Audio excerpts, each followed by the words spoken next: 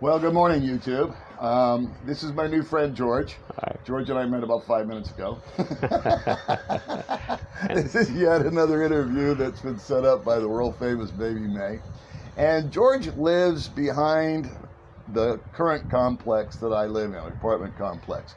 You have a home, correct? Yes. And you have a farm, correct? Yes. And you are also in the real estate business. Yes, I am. Okay. So if it's okay with you, George, I love interviewing local people.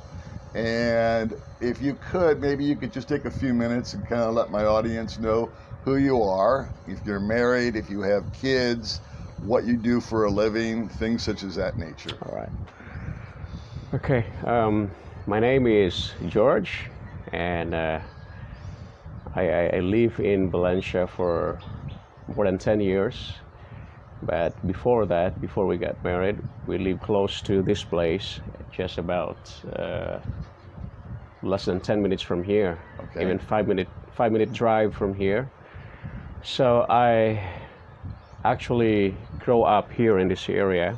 So you're like a native, have you always been on the island of Negros Oriental? Yes, I am. Okay, yeah. So you're a native son. Okay. I am, yeah. May I ask how old you are? I'm 37. 47? 37. 37. 37. I was going to say. Yeah. 37 years old. Okay. How long have you been married? We've been married for, we are about to enter our 15th year of marriage. Awesome. Yeah. This coming September. And you have a lovely Filipino wife.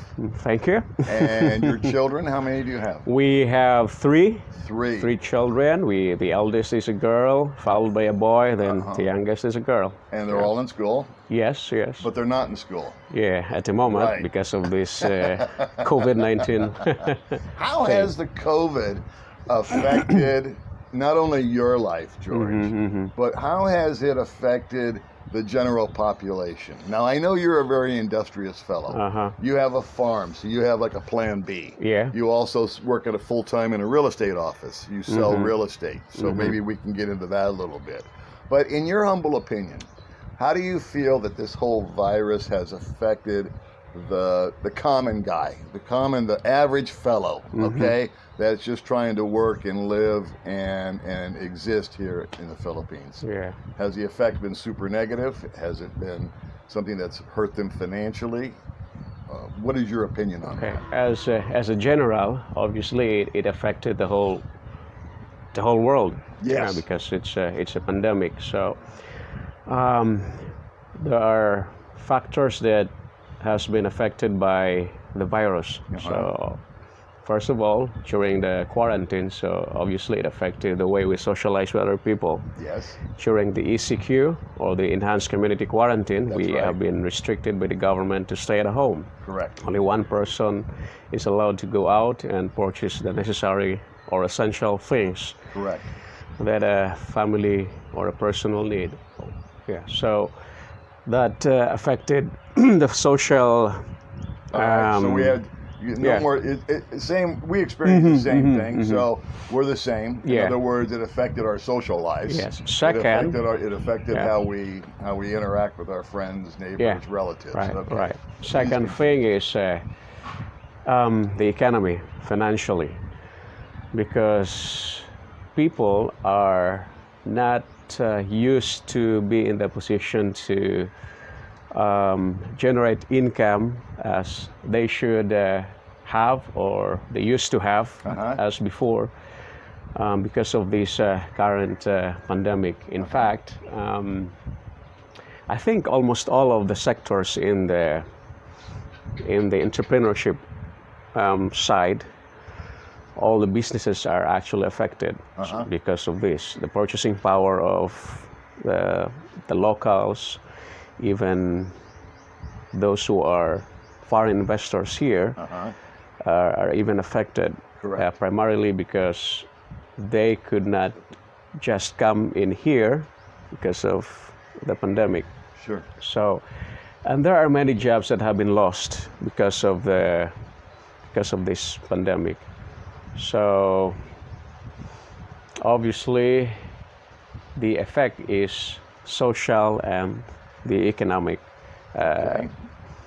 aspect of the people. So personally, it affects even us, because in our office wherein we help people with the real estate thing.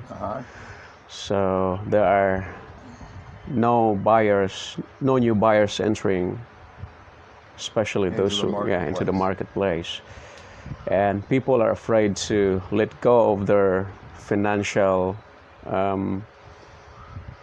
they are not that eager to invest into something because of the virus, because there's no assurance yet. We don't know where our next dollar is coming from. So why would we part with it now? Correct. What effect do you think? And I'll get back to that question. I really want to know, what effect did it have on you having 3 kids that can no longer go to school because schools were shut down? Did you homeschool? Did you just are you just waiting it out? I mean, what did you do with your children? If the government is actually, their plan is to homeschool the children in the Philippines. So they have what we call this different type of medium wherein they could continue the school year 2020 to 2021. So they have modular learning wherein they will send modules for every family so that the kids could just study at home. They are planning to use the internet, technology thing, radio, television, Did that work for your smartphones. family? They have not started it yet. So what comes to my mind, I don't mean to interrupt you, but how many people have internet? How many people have access to these modules? How many working class heroes like you? A guy just trying to make a living, raise his family, do his thing, feed his family, educate his children. Can your neighbors do that? I mean, maybe you can. You seem to be a guy that's got things going on, but you think that's a good plan? Well, if you will ask my personal opinion, I am not really that positive when it comes to opening the class, even if it's not face to face, through the use of modules and other like technology thing. In the Philippines, the penetration of internet is not yet 100%. That's correct. People have access to the internet probably around, could be between 60 to 70%, or maybe 80%. But the speed of internet is, well, my audience knows I'm always complaining. It is something that one of the issues in this country. Second is not all. So not just the foreigners are complaining about it, but even us. It's really bad. Well, there you go. So, we're just. In other words, I think if I don't want to put words in your mouth, George, but I think it's kind of like this year is just, or school year for the kids is just kind of like over and done with. It's almost something to forget, or am I wrong? If in my opinion, why not just let this year pass without, I mean, it's just a year. And to think that they are yet going to start this kind of, they have not experienced this before. We have not experienced this before. It is new the to Philippine everybody. government, it's new to everybody. Yeah. And I'm not even sure if they run a test using this. Well, it may be good for a certain community wherein they have all the access and everything. Some big place like Cebu or whatever, where there's a lot of high-tech towers and whatnot. But we're out here in the province, right? I mean, we're out here we're on a farm, right? In a home. Yeah, but just what you have mentioned earlier,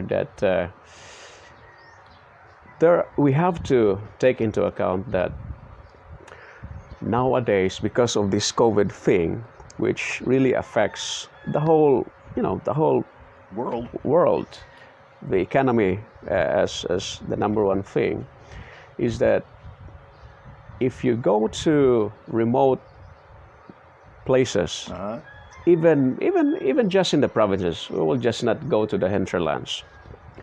This, say for example, this family has been really affected by this COVID-19. Their income, their work has been affected. Say a certain establishment has closed because of this. Yes. So, and it's a fact. So both parents are now actually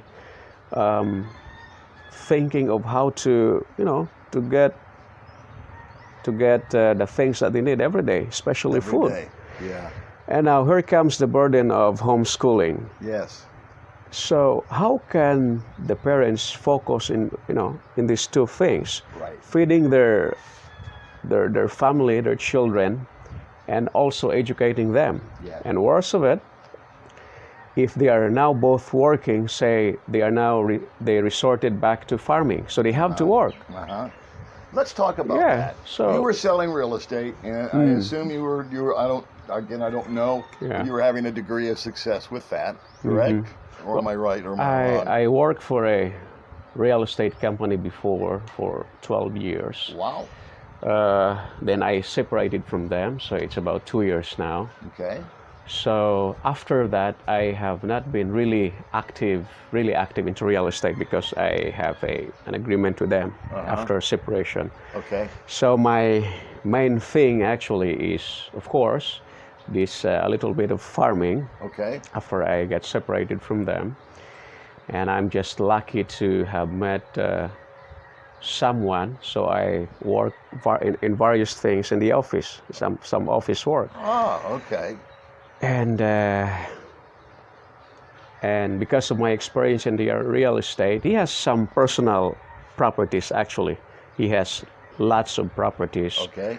in this corporation. So I help him, how to go things well about that. All right. Yeah, So it side- sounds to me like you were proactive. You weren't reactive. I yes. think you told me that. Yes, You said yes. during times like this, people must be proactive, not reactive. Yeah. In other words, just don't sit back and start Right, crying. that's We've got right, this right, problem, right? right.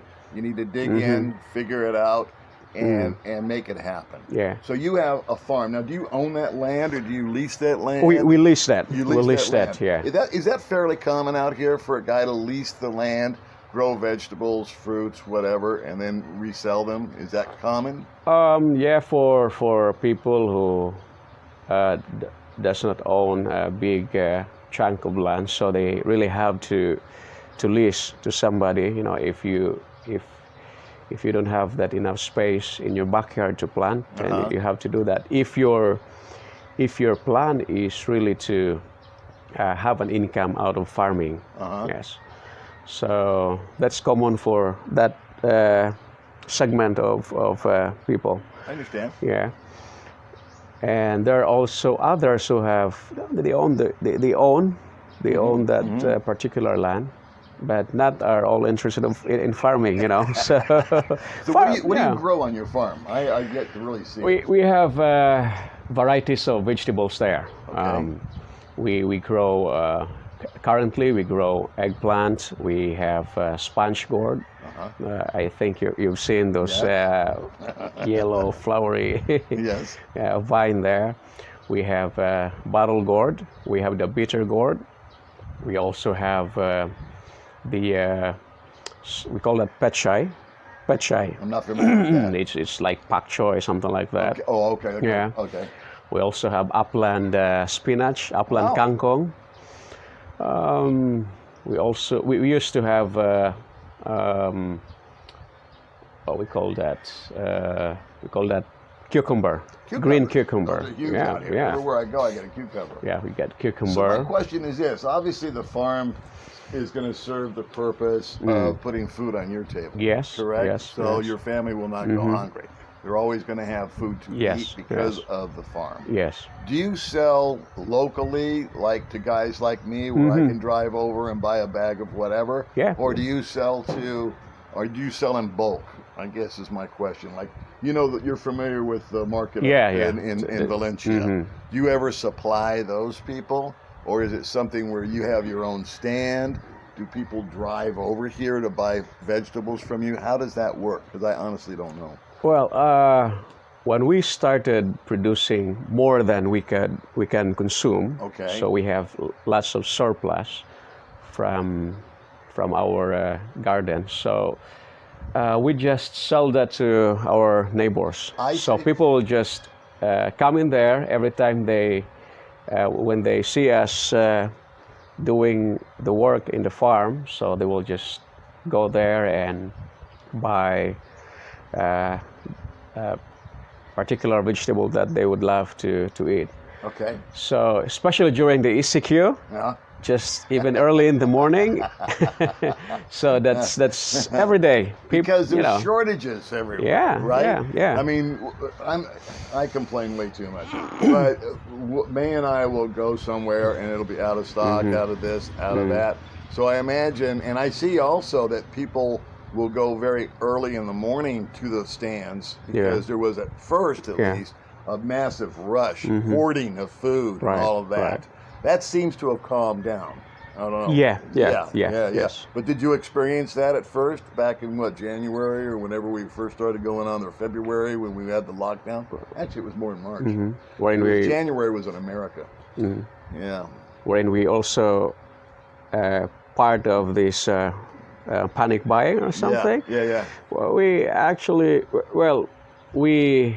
we are raised in a tradition where we have to always prepare for what is going to happen, Because here you experience rain season, you experience dry seasons. Yeah. So, in other words, I don't want to put words in your mouth, but I think that's just part of your culture to go ahead and plan to have a supply of food. Yes. Because you just don't know what's going to happen. Yes, Is that correct? It's a family. This ECQ was just one big long rainy season. It is. So real estate, you were in real estate for 12 years. Were you working as a buyer's agent, a selling agent? Did you manage property? What was your position or title? I'm into sales, so I'm a selling. Okay. And did you primarily sell to local people? Did you sell land? Did you sell buildings? Did you sell businesses? Did you sell everything? In the company where I worked before, I think 90% of our clients are foreigners. Really? Yes. So a guy like me? Yes. Okay. Yes. And what would a guy like me buy from a guy like you? It's more on residential house and lot, some raw land, beachfront properties. Okay. And that was all here in Negros? Yes, in Negros. Okay. Yeah. But I can't buy land and put it in my name. So I'm going to go out on a limb here and make an assumption that the foreigner that bought the land from you, the beachfront property, the dwelling, had a partner, most likely a Filipina, a female partner. Yeah. Is that a correct assumption? Yes. If you are not married to a Filipino, then you have to set up a corporation. Okay. And in that way, you can buy a property of your own through your corporation. And if you're married to a Filipino, then that's a common thing to do. So I have heard about this corporation deal. Yeah. I can go and form a corporation, or I can have a lawyer form a corporation. And then I can buy the land through the corporation, correct? Yeah. And then do I still have to have a Filipino involved? Yes, it's in the Philippines, it's 60-40. 60-40. So, which way is the 60 and which way is the 40? At least 5 incorporators, so 60% is Filipino, so that's like 3 members to foreigners. Okay. Or the Filipino member should be more than a foreigner. but I can go into details with you later. After I could I don't think I'm help going you to a be lot. buying anything, but Yeah. I want May to be able to buy a piece of property. So I think that we can utilize you because she wants to buy out here in Valencia. Sure. She wants to just buy a little piece of land. We're actually we've got a savings account set up for her. Yes. I'm not going to have any part of it, okay? Because she's obviously going to outlive me. Well, we never know. Yeah, you never know. She keeps taking such good care of me, I might live forever. You never know. But, so what would I get confused because I hear so many different things. How is pricing determined on a piece of property? Let's talk about just raw land. May wants to buy a little parcel that she can build a little house on. Okay. What would we look at as far as price? Is it going to change a lot, obviously, because of location? I mean, on the beach is going to be, I got to figure a lot more money than way up in the mountains. Ease of access, etc. So it's not that much different in America. Yeah, they that's always right. say That's location, right. location, Yeah. location. That's right. If you're on the top of the hill and you've got the greatest view of the valley, then you're going to pay top dollar. Yeah. If you're down in the middle of the city with a freeway overhead, it's going to be a lot less money, and it's going to be a lot less, Yeah. So. But is there any rule of thumb that somebody should look at? I mean, is there something, like if you were going to advise folks that were thinking about buying a dwelling or buying a piece of land, always use an attorney? What kind of due diligence should they do? Well, I pretty much, they are pretty much similar with what you have in the U.S. Okay. It's just the way we do things here, like what we call that, like the transfer fee, the transfer of ownership is obviously makes a difference in the Philippines because it's just real quick there in the States. It is. But, I think what he's talking about is I did real estate myself for a little while. And my father, who's 96 years old this coming March, God bless him, is still a real estate broker. So yeah, he's 95, still sells real estate. So you have a long way to go then, if you. I hope so. But you're right, because in America, when there's a transaction, there are a lot of title searches, there's escrow, there's a lot of checks and balances. In other words, to protect the guy buying it. I'm allowed to have the house that I'm thinking about buying inspected. I can do a lot of things legally to protect me as a buyer. I just don't think those same protections are out here in the Philippines. I may be totally wrong. But from what I understand is that if I buy a house up on the hill, it might be a great deal, but if I've got to drive through somebody else's property, that guy can tell me, you can't cross my property. And now I can't even get to my house. Is that a true statement? That happened. That also happened to some people. When they did not work their the due diligence. Yes. You have to check the title, the proof of ownership of the seller. But that's part of my job. That's your job. Yeah, we guarantee because we always think of integrity before profit. That's my principle. Amen. Yeah. So. Good man, George. So I am actually not just thinking of what will I gain from that. What is your commission? Yeah, commission. But you have to take into account the welfare of both the seller and the buyer. So you have to be, it should be fair between the two of them. So that's the number one thing. Of course, location. Yes. The documents. Yes. The proof of ownership. Yes. The title. Yes. The right of way. Yes. You don't want to, be in the situation wherein you cannot enter to your property because of the right-of-way thing issue. And so I think those are the basic things that you need to do. I think that's an awesome explanation. It's always a privilege for me to meet a man that I feel has such high integrity. It really is. And I compliment you. And I don't just say that lightly, but I do mean it, George. Okay. One last question. And I don't want to get you into heat. Do you think the government response was good to this COVID thing? I know, and you know Yeah, what? yeah. I think across the world, everybody was in a state of confusion. Right. And there's a lot of blame game going Yes, on. yes, You yes. know, they want to blame my president, and then this country wants to blame their leader and whatnot. But this thing just kind of came out of nowhere, yeah, and no one yeah. had ever dealt with it before. That's right. That's right. Okay, it wasn't like a natural disaster, like a volcano or something. Yeah, yeah. You know what I mean? Or a forest fire, Yeah, where yeah. we're prepared with fire trucks to go put out the fire. This was a pandemic, and it went across the world, and nobody really knew how to cure it or work it or whatever. The Philippines government, I feel, handled it pretty well. I mean, they got a lot of knucklehead rules about backriders and face masks and whatnot that I don't agree with. But at the end of the day, I think they've been involved. Are we on? All right. Well, this is part 2 because I didn't mean to have a 2-part series, but my phone ran out of memory. And we were talking in part 1. This is George.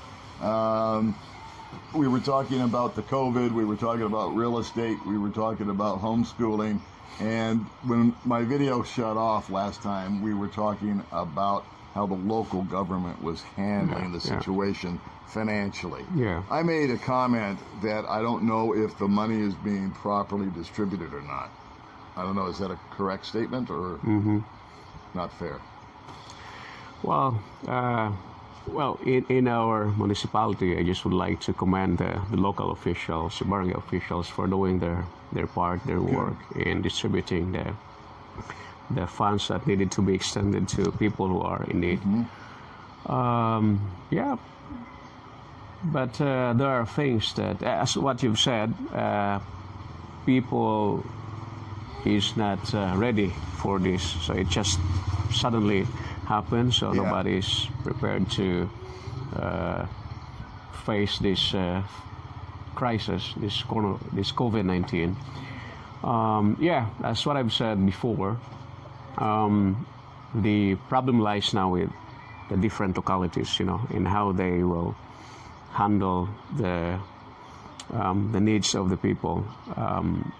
They at least they are doing their best also in extending help, but they can always improve. They can do more to help. They should evaluate what they did that is effective and what needs to be how they will modify the things that will lessen the waiting period, the bureaucracy thing there that needs to be settled, which is one of the concerns here in the Philippines. That was kind of my observation, is that I felt that I agree with you that the top part of the government doing a great job, but as it filters down, there's just too many layers. There's just too many cooks in the kitchen, as we say in America. There's too many people. It would be because I get announcements that one day we're on ECQ, then we're on GCQ, and then I'm allowed to go out, and then I'm not allowed to go out, and then we can have a backrider, but then we can't have a backrider. I don't know if you get those notifications also, but I get them on forums that I'm on as an expat, and I find it to be confusing. So I've always felt that it would be more effective if there was a more centralized system of distributing information. Right. So, I don't know. You have a feeling on that? Is that right? Is that wrong? Yeah. There are many, we call it, measures that they have implemented that needs to be evaluated. Just like, for example, this place where we live is the main mode of transportation is motorcycle. Yes. And there are many people who cannot afford to buy a 4-wheel vehicle. Correct. And they restrict the no backrider. I am just happy that they're losing up now. So am I, because you know what? It's no big deal to me as a foreigner if I can't take baby May with me down to the store. I can put her on a trike. I can afford to do that, you know. But I think that, what about the guy that he takes his wife to work at Robinson's every day, and then he's got to go back at 9 o'clock and pick her up? Now all of a sudden there's 50 pesos each way or one way or whatever it happens to be that's coming out of the salary that's harming them even more. Not to mention they've got the kids at home all day, and it's just that was a bad policy, I think, because you're cutting the people off who are already hurting. Now you're diminishing their ability to try to go out and earn even more. So I believe they're retracting that. You know, and getting rid of it. I think they've learned their lesson. That didn't work. In fact, there was a little demonstration the other day with the tricycle drivers. You know, I was very proud of them. I thought that was very good. It was a peaceful little march. The trike drivers had been limited to one passenger. They can't make a living doing that. And so there was a compromise where they put a piece of plastic up to keep everybody protected. And they came to an agreement. But that was a very effective, peaceful march that they had here on Negros. That's a problem with, you know, with it. I think that's one of the flaws, I think, in the national government when they are actually trying to implement something for the local level. You see, unlike in your country, wherein different states could actually enact laws specific and tailored to the needs of a specific state, right? Wherein the voice of the state, they will get that and see what's effective for them. In here, the central government will enact a law, or they will, what we call that, you know, in the Senate, in the Congress, without even thinking if this national law could be effective, will work in the local level. So that's the difference here. That's why when DILG actually, which is the national, from the national, the secretary, when they gave the mandate to implement the no back ride policy, they are not thinking of what's the reality here. You know. So you have to ask: is this national law effective to this particular city or locality? You know, Manila is different from the province, something like that. I was just going to say. So if you're living down in Mindanao somewhere, it's going to be a whole lot different than if you're in Tarlac, right? Because just of geography or just lifestyle, the province life is so much different than, like you said, cosmopolitan life in Manila or Cebu. So maybe there was a little short-sightedness on that, but they did correct it. That's a good thing. And that's a good thing, because in America it takes forever to correct anything. So we commend the, you know, It's another meeting. So what's your final thoughts here about what's going to be happening for the rest of this year? We're almost at July. We're at the halfway point. Do you have any kind of thoughts as to what the rest of the year is going to be like for the Filipino people? I think we're gonna end up the whole year 2020 with this, you know, with this kind of situation. And we don't even know 2021 what that year will bring to us because of COVID-19. The vaccine has not yet been developed, so they are still testing various vaccines. So I think people should be, we call that, the difference is how we respond to the current situation. Instead of, you know, living in fear, living in, you know, worrying too much about what's happening, we have to, you know, Filipino people are very resilient. They are. But they have to demonstrate their you know, the attribute of being industrious as well. So people who are not used to work should learn how to work. They should now learn how to prioritize things, what to do and what not to do. Something like that.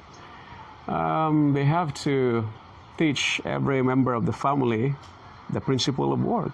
Yeah, that's principle of work is what makes those first world countries really improve. So, and I think education too. Yes, education also. Yeah.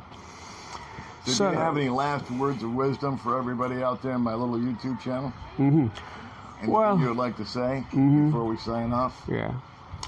Well, first of all, thank you very much, Paul, for coming on. Yeah, for this invitation, and also for your lovely wife, May.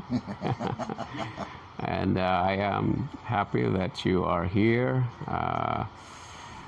So I hope you people are going to watch or subscribe Paul's vlog. Commercial.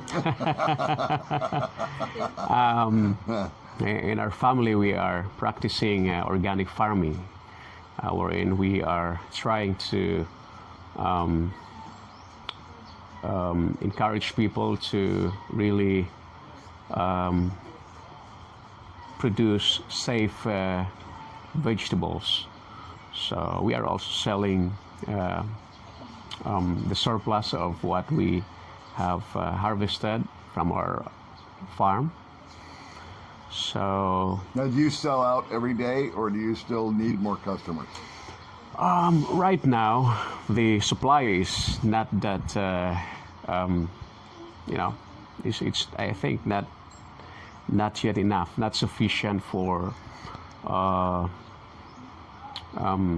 the demand. Yeah, demand. So we have to. You sell out, in other words. Yeah. Okay. Yeah. So you don't have anything laying rotten on the ground. No. So yeah.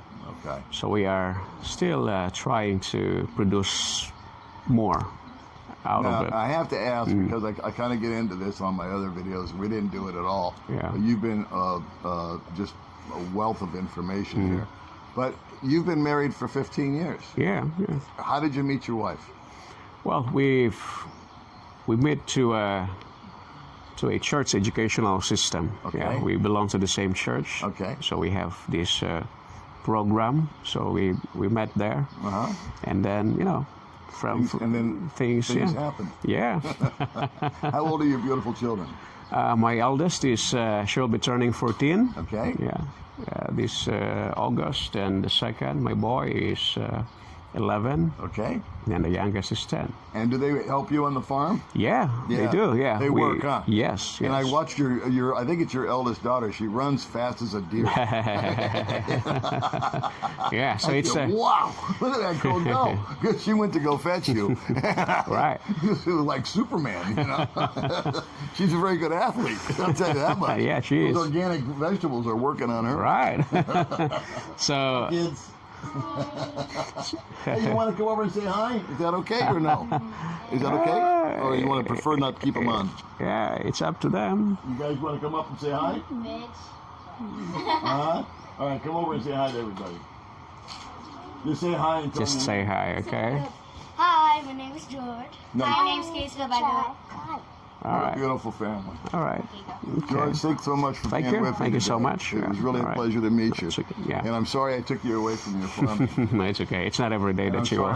I'm sorry my camera ran out of memory. All right, guys. Thanks for watching. We'll catch you next time. Okay.